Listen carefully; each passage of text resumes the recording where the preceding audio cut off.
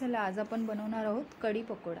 त्याच्यासाठी मी बेसन घेतलंय, त्यात लाल तिखट घातलंय, हळद घालायची आहे आणि चवीनुसार मीठ घालायचं आहे। मिठाचं प्रमाण ह्याच्यात थोडं कमीच ठेवायचं, कारण आपण जी कढी बनवणार आहोत त्याच्यात पण आपण मीठ घालणार आहोत। आता ह्याच्यात थोडं थोडं पाणी घालून हे मिश्रण चांगलं फेटून घ्यायचं आहे। हे बघा, असं थोडं पाणी घालून मिश्रण चांगलं फेटून घ्यायचं आहे, कारण ह्याच्यामध्ये गाठी नाही राहिल्या पाहिजे। असं मिश्रण हे फेटून घ्यायचं, जास्त पातळ पण नाही करायचं आणि जास्त घट्ट पण नाही ठेवायचं। बघा, अशा प्रकारे हे मिश्रण फेटून घ्यायचं आणि ह्याच्यात आता मी कोथिंबीर घालणार आहे। कोथिंबीर हवी तर तुम्हाला घालू शकता, तुम्ही बिना कोथिंबीरचे पण पकोडे बनवू शकता, पण कोथिंबीर घातली की हे छान लागतात पकोडे।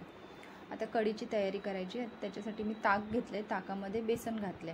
तुम्ही दही पण घेऊन दह्यामध्ये पण बेसन घालून पाणी घालून ते बनवू शकता कढीसाठी। आता हे कढीमध्ये ह्याच्यात ताकामध्ये मी बेसन घातलेलं होतं, ते मिक्स करायचं। त्यानंतर त्याच्यात हळद घालायची आणि चवीनुसार मीठ घालायचं। मी पहिलाच घालून घेते, फोडणी करायच्या आधीच ह्याच्यामध्ये घालून घेतलं तर ते बरं पडतं। आता हे चांगलं मिक्स करून घ्यायचं आणि त्यानंतर आपण आता हे तेल गरम करून ह्याच्यात पकोडे आपले आहेत ते तळून घेऊया।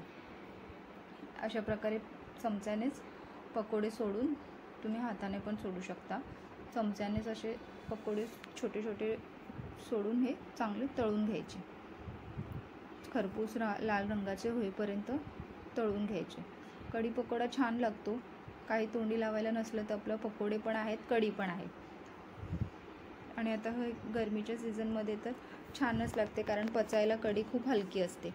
आता आपण फोडणीची तयारी करणार आहोत। त्याच्यासाठी तेल गरम केले मी, त्याच्यात जिरं, मोहरी हे घालून घ्यायचे।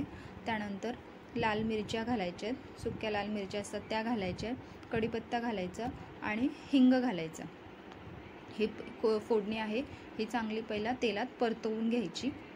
त्यानंतर आपण जे कढी बनवून हे ताक आणि ते मिश्रण तयार करून ठेवलेलं ना, बेसन वगैरे घालून, ते मिश्रण आता आपल्याला ह्या तेलामध्ये, या फोडणीमध्ये घालायचं आहे। आता हे मिश्रण घालताना लक्षात ठेवा, हे मिश्रण घातल्याबरोबर हे हलवत राहायचं। जोपर्यंत ह्याला उकळ येत नाही ना, तोपर्यंत हे मिश्रण हलवत राहायचं, नाहीतर कढी आपली फाटली जाते।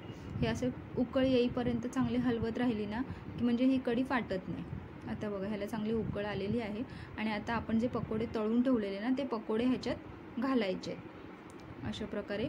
आणि चांगली उकळली की आपली ही कढी तयार आहे खाण्यासाठी। नक्की करून पहा, अगदी सोपी रेसिपी आहे, कोणीही बनवू शकतं आणि खायला पण खूप छान लागते, चविष्ट आहे, हलकी आहे, पचायला खूप छान लागते। नक्की करून पहा आणि कशी वाटली ती मला नक्की सांगा कमेंटमध्ये आणि नक्की लाईक शेअर करा। बघा, अशा प्रकारे आता ही उकळली आहे आणि आपली कढी झाली रेडी। आता ह्याच्यामध्ये कोथिंबीर घालायची आणि झाली आपले जेवणासाठी कढी आहे तयार।